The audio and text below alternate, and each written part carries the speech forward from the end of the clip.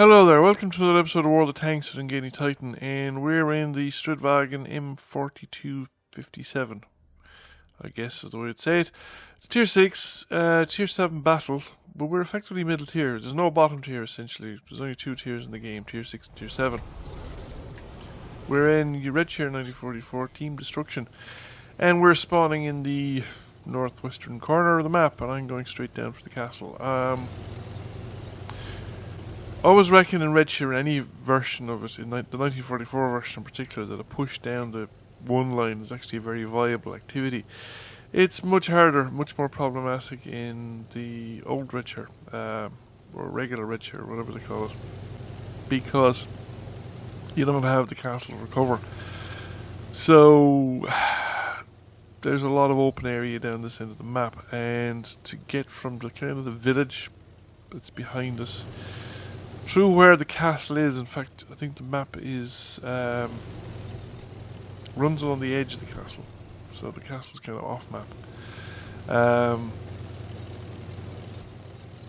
If you go down that direction, you kind of there's a gap between the village and the rocks and stuff down there, and that's a hard location to get through. It's basically it's open ground and it's dominated from the centre.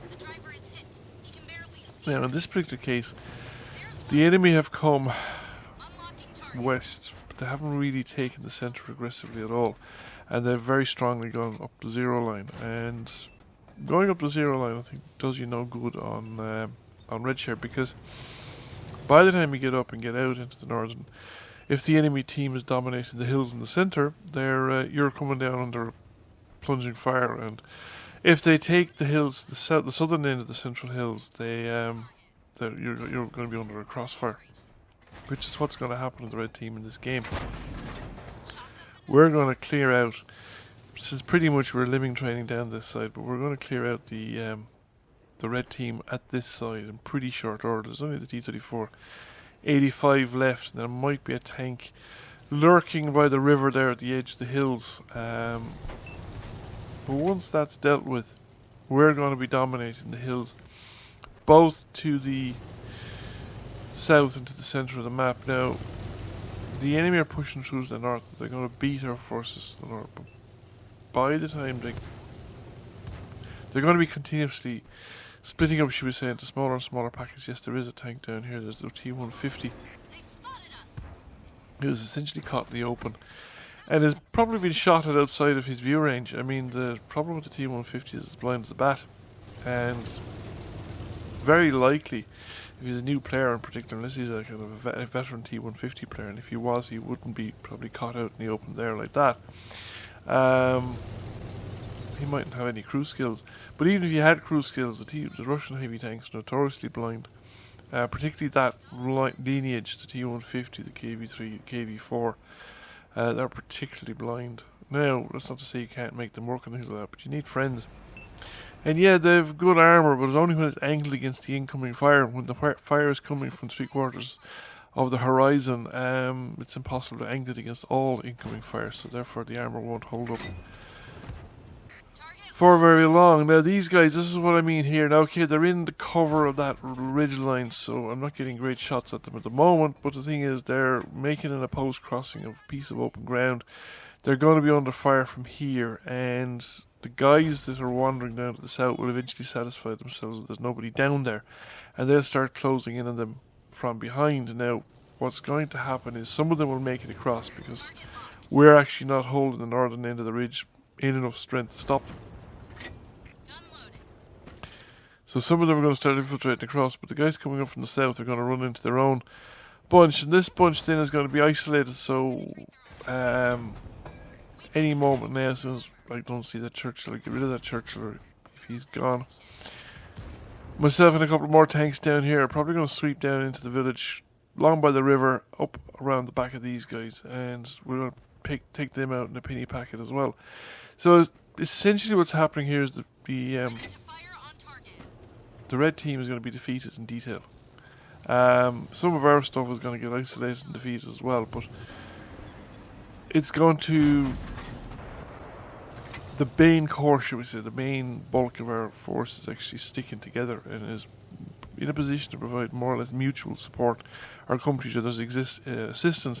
There's a couple of exceptions. There's that tank destroyer wandering on the southern edge of the map and that heavy tank. And there are some of the guys that stayed north they didn't play it defensively, I suppose, too. They had an unfortunate time with it. Now, I think some of the enemy tanks are along the A line at the moment, doing the same thing that our guys are doing on the K line. They're just wandering along looking for us, and they're going to be engaged with the tanks that have stayed in the centre. KV2 was looking the wrong way when I came by, and I had a full clip, but that's pretty much the end of him. His turret rotation was never going to catch up with me, and I got around him. And I think there's only 2 more tanks remaining on this side. So that will leave, 4 or 5 enemies when these guys got rid of. And, well, our advantage will start to grow like over time, because the guys that are pushing are obviously going to be the guys also the most damaged, the most wounded. So with the Tiger P here, and again he gets a shot off, but he's surrounded multiple tanks and we're all putting fire into him. And he's got rid of in short order. Okay, I don't have a lot of hit points left at this point, but I don't have to get involved in in close quarter combat anymore. It should be possible to finish it off now without doing so. And it was important also that we got rid of those tanks quickly, that we didn't leave too much time pass to give the enemy tanks over on the other side a chance to defeat their opponents. As it was, they've killed some of the tanks over the other side, but they've also lost some of the tanks. So while they have a slight numerical advantage at the moment, there is 1, 2, 3, 4, 5, 6. 6 is twice their number coming on to reinforce the position. So even if they win, they're still they're going to be overwhelmed by the next wave, so to speak. So it's not going to do them any good, and it reinforces my point that going the 0 line, the 9 line, particularly in team destruction, but in most modes in Redshire 44 is not a worthwhile activity really. It's just too slow, and most of the battle is decided in the centre, around the castle or in the area around it, and that's really where you should be. You should be where the decisions are made. Now obviously, of course, if your entire team lemming trains down the 0 line, you don't go west on your own, because that's not going to do you any good either. So this leaves us with the final score card, and well, we did 1700 damage, which I think is pretty decent for this tank. We got a first class mastery. And if we flip over to the other side, I think we'll see how we did. We got number 2 by experience, and I think the most number of kills on the team. So anyway, I hope you enjoyed the video, found it interesting. If you did, please give it a like and a share. Feel free to comment. If you have not already done so, please subscribe to the channel, ring the bell for notification. I'll catch you all again soon. Bye for now.